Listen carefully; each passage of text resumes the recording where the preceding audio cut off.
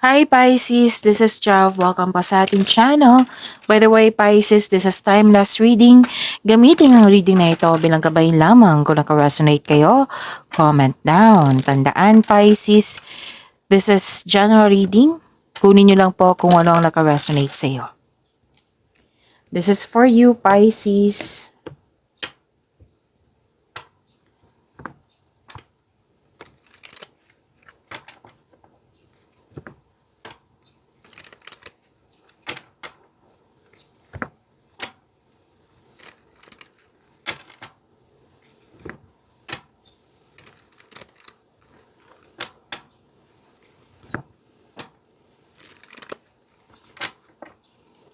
Para po ito sa iyo, Pisces.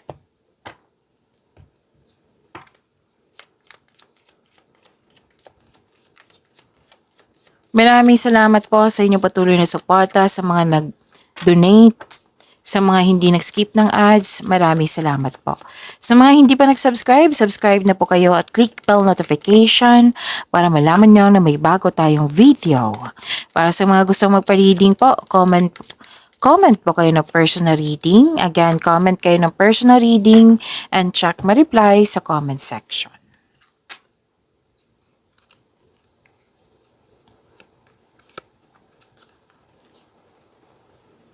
Pwedeng balik-aral kayo or self-study. Oo, self-study, naka-enroll sa workshop ba, seminar ba, or sa school.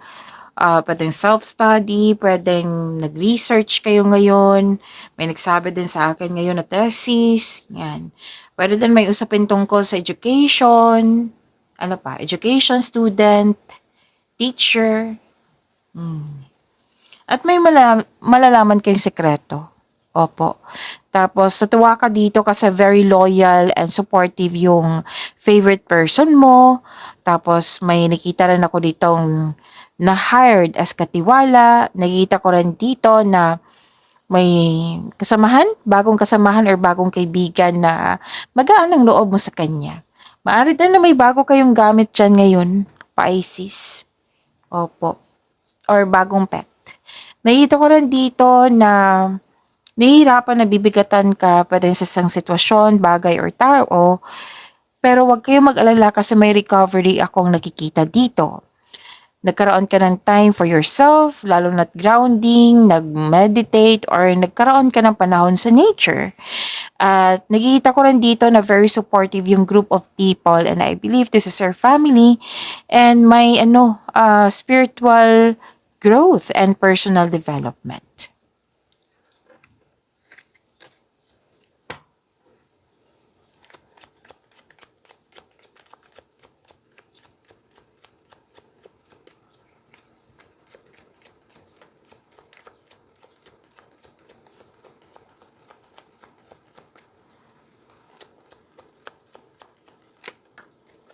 This is about your energy, Pisces.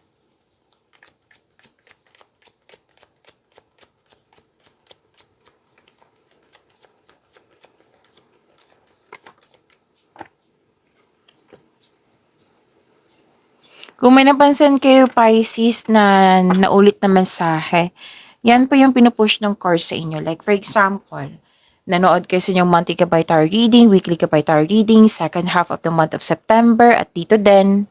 Opo. At may napansin kayo na repeating message, yan po yung pinupush ng course sa inyo na kailangan yung bigyan ng atensyon, solusyon, at aksyon kung maaari po. So na yung energy ni Pisces.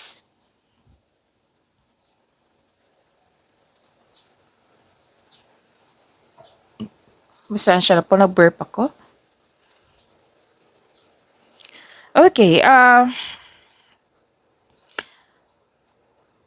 soul searching, me time, alone.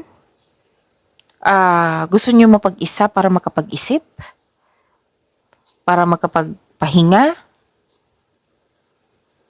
You can restore your energy na yung mag-spend time ka alone. Para pagbalik mo, restored na yung energy mo.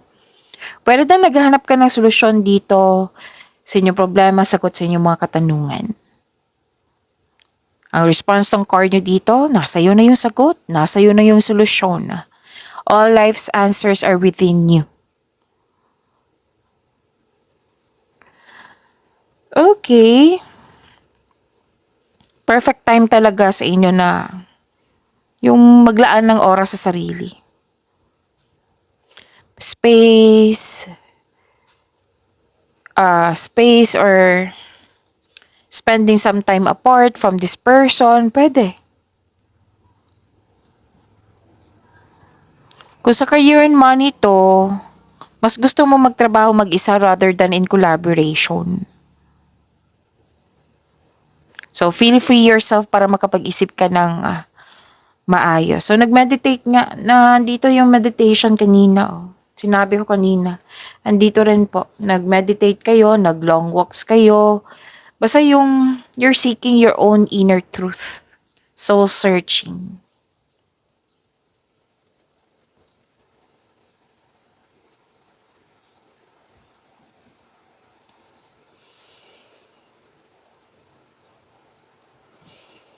Nagkaroon ng determination. Pisces. Marami kang ideas na agad mong binigyan siya ng aksyon para magkaroon siya ng maagang resulta. May magaganap din na importanteng pag-uusap or confrontation sa isang tao. Makinig po daw kayo sa inyong intuition. Kasi ito yung maggagabay sa'yo kung ano yung susunod na hakbang patungo sa right path, patungo sa success. Kung pwede po. Napapansin din ng mga tao, napapansin mo rin na may improvement sa iyong communication skills. Kung ano man tong paano to sabihin? In-invest. Okay. Kung paano to, kung ang ilan sa inyo na may plano mag-invest sa isang bagay, sa isang connection, sa isang tao, basta invest po. May dito, may iniisip kang i-invest mo. Sabi ng card, huwag mag-alinlangan. Kung nagkaroon ka ng alinlangan, syempre magkaroon ng konkretong plano. Pag-isipan mo ng mabuti. Kasi kung magkakaroon ka niyan, magiging confident ka, mawawala na itong hesitation na ito.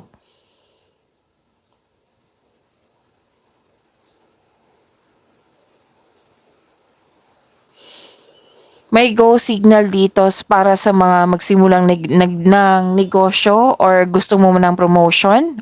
May go signal po dito.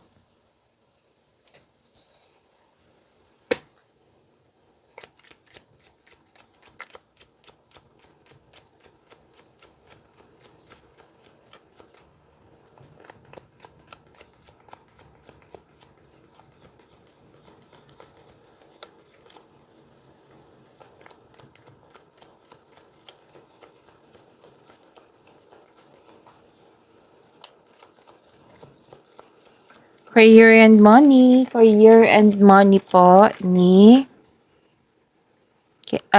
Pisces. May nagsabi sa akin Cancer. Baka may iniisip kayong Cancer or iniisip kayo ni Cancer. Pisces. So, reading to ni Pisces, ha?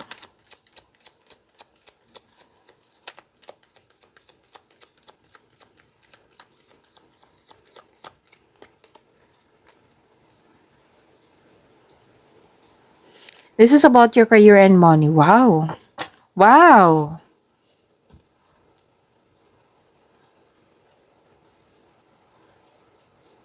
So, bago ko makalimutan, kasi may nakita ko ditong repeating number. 1, 1, 1. 1, 1, 1.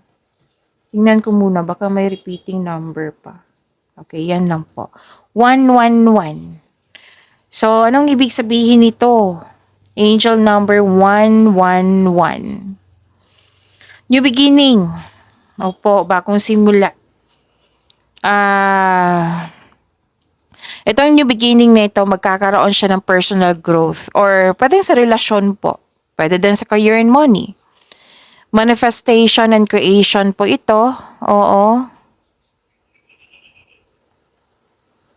And opportunities.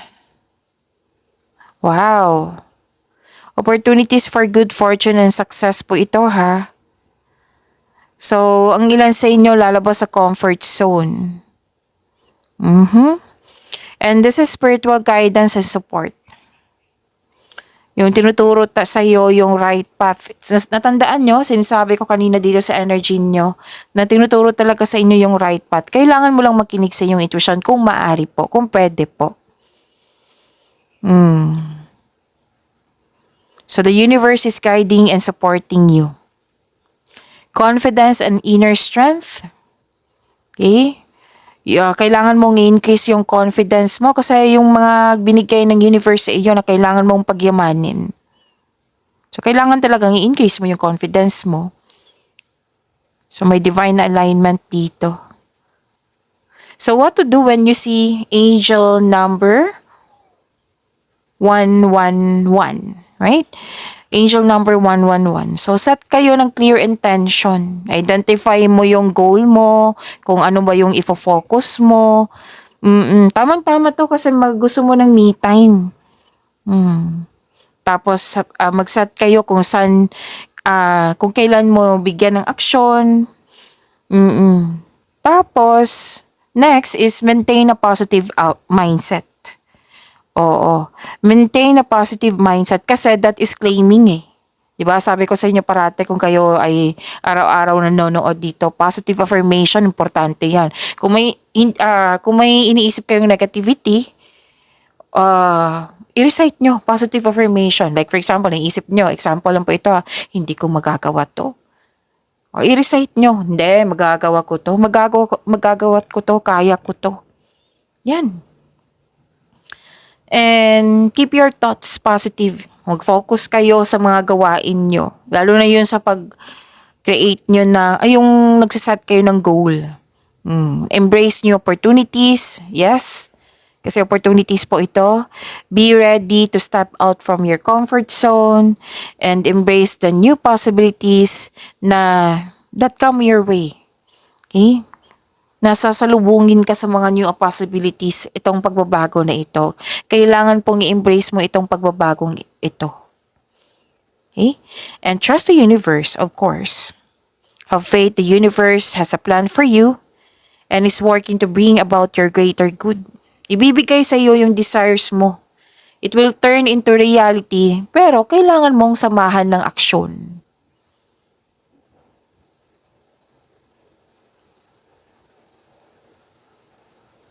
Okay, let's go back sa career and money nyo na. Okay, so this is very inspired kayo. Marami kayong ginagawa. Please expect na magiging busy kayo. Oo, may exciting opportunity na dumating which is sinabi kanina ni Angel number 111. 'Di ba? Na may opportunity na very excited ka. So para mas lumawak. Kasi itong opportunity na ito is for growth and expansion. So, kailangan ng action. And I'm happy kasi nakikita ko dito na excited ka rin, Pisces. Excited ka sa pagbabago na ito. Excited ka sa bagong pagkakataon. Naging masipag ka, naging creative ka. Nang dahil ito, mapapansin ka ng mga tao. Recognition po ito. At soon, magbubunga ang iyong pagsisikap dahil sa achievement na ito, magkakaroon po ng financial growth and stability. So, this card asks you to stay open sa mga signs na bigay ni universe and take action when they appear. Ang ilan sa inyo gusto mag-abroad or nakaset na, pwedeng nasa abroad na kayo, uuwi kayo at babalik na naman sa abroad.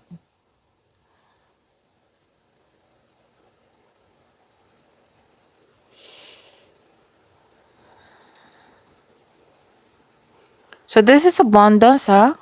Ganda. Opportunities, pwedeng job opportunity to ha, promotion nandito din. Alam niyo naman yung promotion, pagtaas ng posisyon, kita, allowance, sweldo, maraming orders, maraming benta, maraming customer, kliyente, project. Magkakaroon po ng financial growth and stability. Ang ilan sa inyo mag-pursue ng new career path kasi 'di ba job opportunity. That will offer more stability and abundance. Nag-take ka ng first steps kasi alam mo na magkakaroon siya ng increase sa inyong pera. And this card tells us na may binigay sa inyo na blessings, gift from the universe, yung opportunity nga, or unexpected sum of money. Ang ganda naman.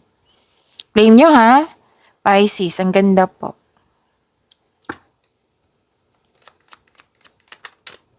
And this is about love life, self-love, partnership, and romance.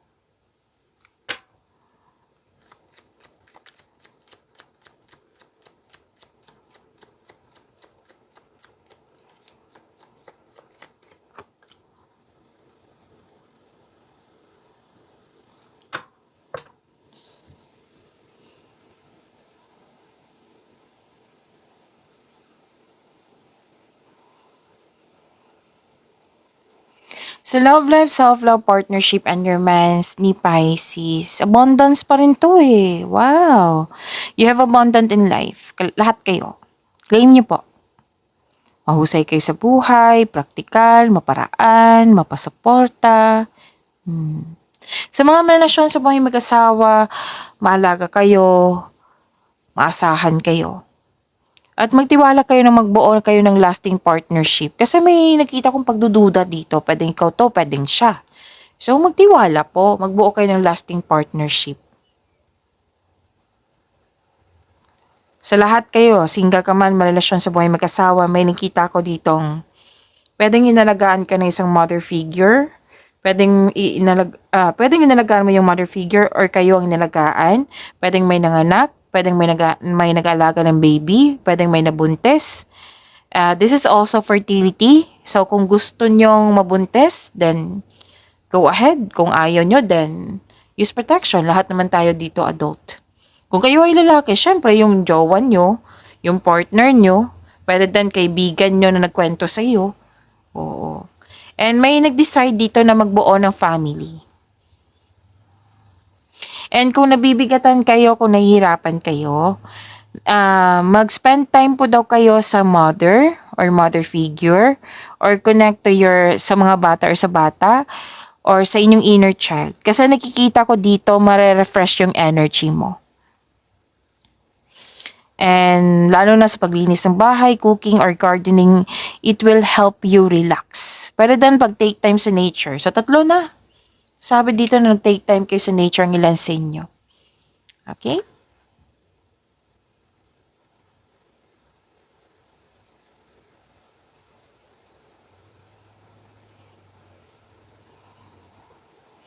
So, yung parating sa inyo, Pisces, it might be, pwedeng ibang lahat ng signs. Pero may nangibabaw yung energy ng kapwa niyong water signs, Cancer, Pisces, Scorpio, and air signs, Gemini, Libra, and Aquarius. Again, pwede sa lahat ng signs, pero nangingibabaw yung sign nila. At may parating kasi sa inyo trustworthy, matalino, who chooses reason over emotion. Pwede din single parent ito, or pwedeng kayo to ang single parent or siya yung single parent. Pwedeng bagong tao to sa inyong buhay, kaibigan, partner ba. Opo. Pwedeng kayo din to ha. Oo, basta may single parent na malaki ang kanyang influence ngayon. Pwedeng kausap mo siya na humihingi ka ng wisdom message sa kanya. Kasi itong taong ito, marami ng experience sa buhay. Mga tulong to sa iyo, lalo na yung mga wisdom messages sa kanya, na galing sa kanya.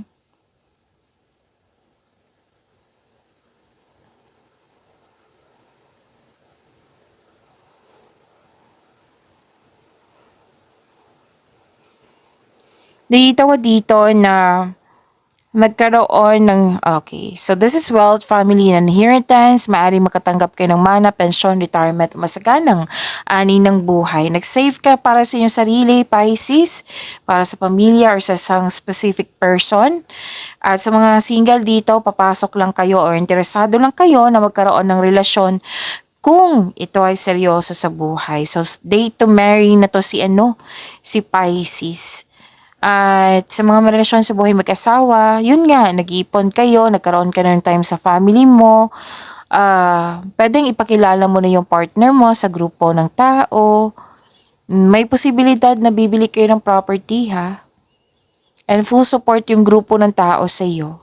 Oh, nakikita ko dito na humingi ka ng payo sa mga taong nirerespeto mo or na mas matanda pa sa'yo or wiser pa sa'yo. Kasi nakikita ko dito gusto mong may kausap. Pisces. So, don't hesitate. Go ahead. Okay? Pagyamanin niyo po yung blessings na binigay sa inyo, Pisces. See you tomorrow. Maraming salamat.